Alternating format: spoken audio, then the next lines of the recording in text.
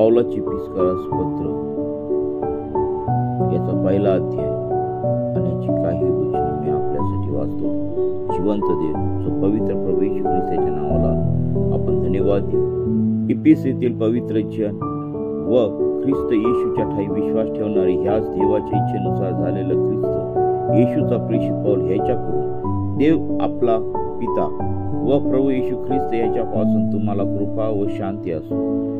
आपल्या प्रभू येशू ख्रिस्ताचा देव व पिता धन्यवादित असो. त्यांनी स्वर्गातील सर्व आध्यात्मिक आशीर्वाद देऊन आपल्याला ख्रिस्तामध्ये आशीर्वादित केले आहे. त्याप्रमाणे आपण त्यांच्या समक्षतेत पवित्र व निर्दोष असावे, म्हणून त्यांनी जगाच्या स्थापनेपूर्वी आपल्याला ख्रिस्ताच्या ठाई निवडून घेतले. त्याने आपल्या मनाच्या ससंग कल्पनाप्रमाणे आपल्याला येशू ख्रिस्ताच्या द्वारे स्वतःचे दत्तक होण्याकरिता प्रेमाने पूर्वीच नेमिले होते.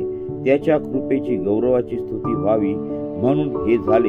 ही कृपा त्याने आपल्यावर व प्रियकराच्या ठाई विपुलतेने केली आहे. त्याच्या कृपेच्या समृद्धीप्रमाणे त्या प्रियकरांच्या ठाई त्याच्या रक्ताच्या द्वारे खंडणी भरून मिळवलेली मुक्ती म्हणजे आपल्या अपराधांची क्षमा आपल्याला मिळाली आहे.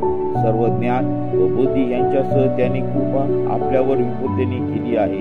ख्रिस्ताच्या ठाई पूर्वी केलेल्या योजनेप्रमाणे त्याने स्वतःच्या इच्छेनुरूप स्वसंकल्पाचे रहस्य आपल्याला कळविले. ती योजना अशी की कालखंडाच्या पूर्णतेची व्यवस्था लावताना स्वर्गात व पृथ्वीवर जे आहे ते सर्व ख्रिस्तामध्ये एकत्र करावे.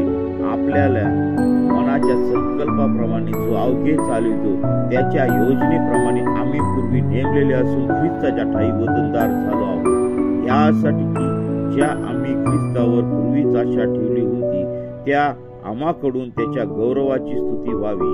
तुम्ही सत्याचे वचन म्हणजे तुमच्या तारणाविषयीची सुवार्ता ऐकून घेतल्यानंतर त्याच्यावर विश्वास ठेवला आणि त्याने देव केलेल्या पवित्र आत्म्याचा तुम्हावर त्याच्या ठाई शिक्का मारण्यात आला आहे. देवाच्या गौरवाची स्तुती व्हावी म्हणून त्याच्या स्वकीय जनांच्या खंडणी भरून मिळवलेल्या मुक्तीसाठी हा पवित्र आत्मा आपल्याला वचनाचा विचार आहे. वाचलेले वचन देव बाप आशीर्वादित करो.